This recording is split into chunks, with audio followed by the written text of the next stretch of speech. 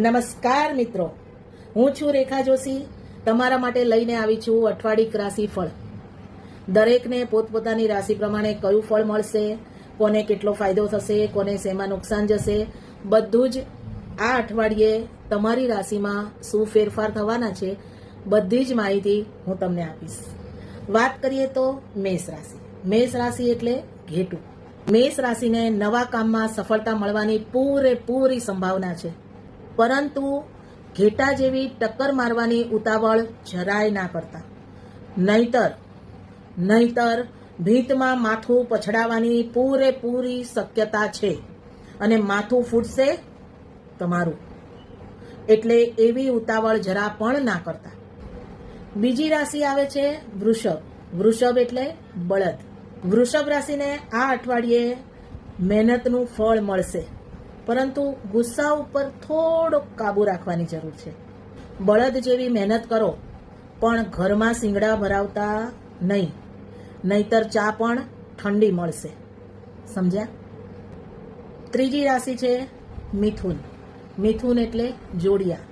મિથુન રાશિવાળા આ અઠવાડિયે નિર્ણય લેવામાં થોડો સમય લાગશે, પરંતુ તમારા મનમાં બે અવાજ આવશે.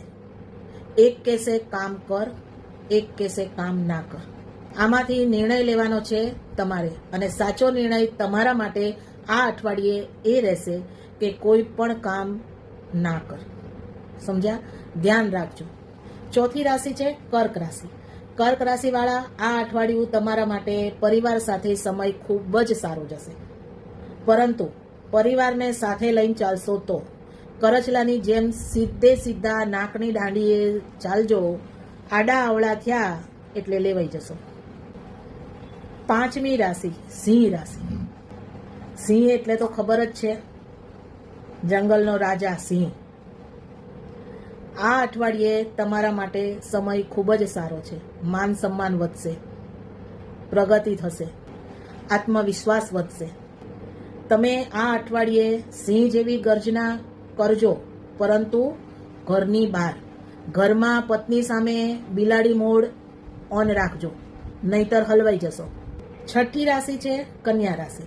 કન્યા, સુકન્યા, જે દરેક પુરુષને મળે છે.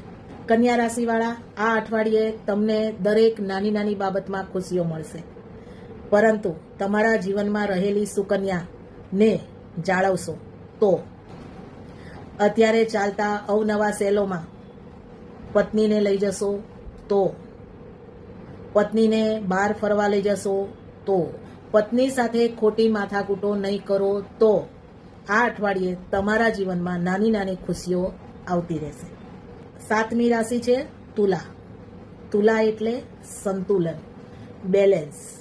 આ અઠવાડિયે તુલા રાશિવાળા પોતાના જીવનમાં બેલેન્સ જાળવીને રાખજો, નહીતર ખૂબ જ મોટા ઉતાર ચઢાવ આવે એમ છે. ખાસ કરીને તુલા રાશિવાળા ઘરમાં સંતુલન જાળવજો, પત્ની અને માતા વચ્ચે. એટલે કે સાસુ વહુ વચ્ચે જો સંતુલન જાળવશો તો તમે સંતુલિત રહી શકશો. આઠમી રાશિ છે ધનુ રાશિ. ધનુ એટલે ધનુષ. આ અઠવાડિયું તમારા માટે લક્ષ્ય સાધવાનો પૂરતો સમય છે. તમારું ધ્યાન લક્ષ્ય તરફ રાખજો અને આગળ વધજો. તમારા ધનુષ્યનું તીર ફક્ત દુશ્મનને વેધવા માટે જ છોડજો. જો પત્ની તરફ કર્યું તો વિંધાઈ જશો. 10મી રાશિ છે મકર. મકર એટલે મગર. મકર રાશિવાળા આ અઠવાડિયે મગરના આંસુ ઓછા પાડજો, કેમ કે તમારી આજુબાજુના લોકો જાણી ગયા છે કે તમે મગરના આંસુ વહાવો છો. 11મી રાશિ છે કુંભ.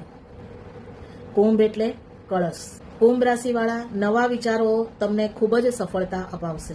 કુંભ રાશિવાળા કળશની જેમ જ્ઞાનથી ભરેલા રહેજો, પણ અવાજ ઓછો રાખજો ઘરમાં. 12મી રાશિ છે મીન. મીન એટલે માછલી. મીન રાશિવાળા તમારો સમય ખૂબ જ સારો આવવાનો છે. નસીબ તમારું સાથ આપશે. માછલીની જેમ તરવરાટ રાખજો, પરંતુ માછલીની જેમ કોઈની જાળમાં ફસાઈ જતા નહીં, જેમ કે રૂપિયા ડબલ કરવાની સ્કીમમાં. આ હતું 12 રાશિઓનું રાશિ ભવિષ્ય. આવતા અઠવાડિયે ફરી મળશું. રાધે રાધે.